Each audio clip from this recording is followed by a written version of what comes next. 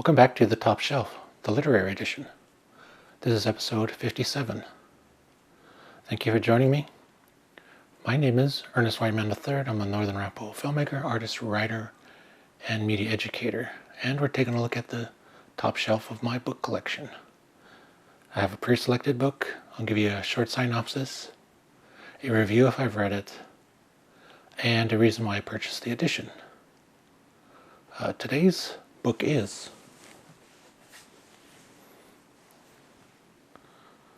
The Broken Circle by Rodney Barker. I bought this back in the early 90s. I was a huge fan of the Tony Hillerman, Leap Horn and Cheese series.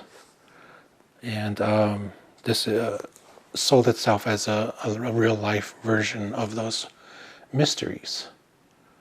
It even has a thing on the cover that says that.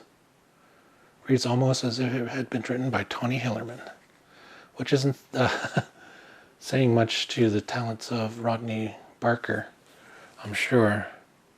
But it's about a series of ritualistic murders of Navajo men on the reservation there in Arizona. And I believe Rodney Barker's experience covering that as a journalist. So once again, it is not a native story, but more of a white man's experience of being among the Navajo. And he found a nice way to bring these mysteries to light. It's a bunch of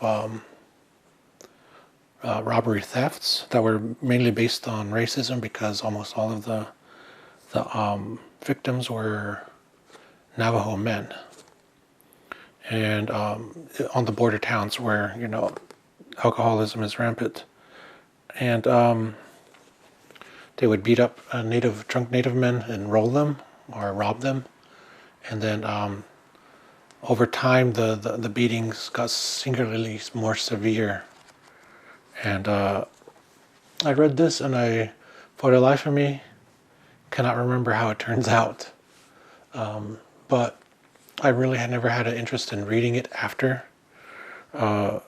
Mainly because, this is the type of story that always gets published.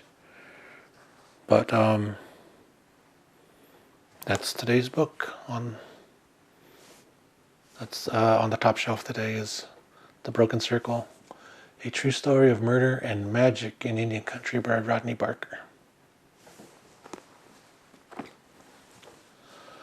Thanks for joining me. I'll catch you next time.